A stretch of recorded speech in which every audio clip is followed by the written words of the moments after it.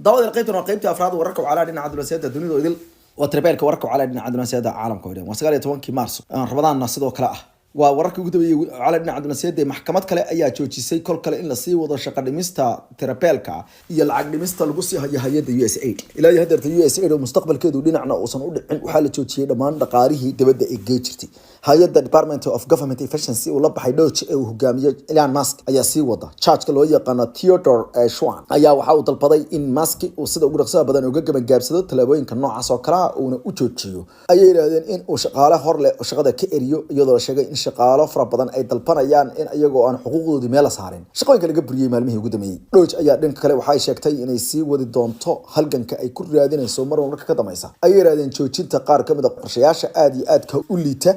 أي هاس ورقة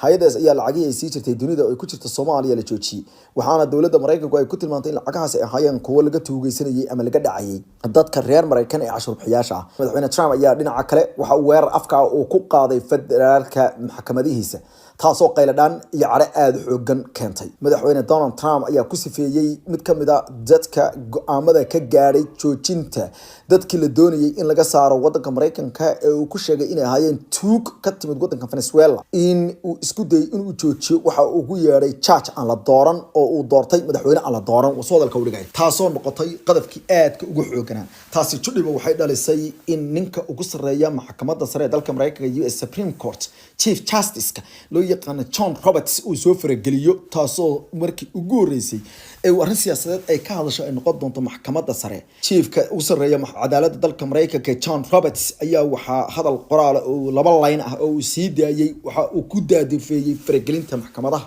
inkastoo Trump uusan magac dhabin laakiinse way cadayd in gabi ahaanba u socdo asaga hanjabaada loo jeedinayo garsoorayaasha maxkamadeed ee heer federaal ee ah in xilka laga qaadayo ama impeachment lagu sameynayo waa waxa la aqbali karin ayuu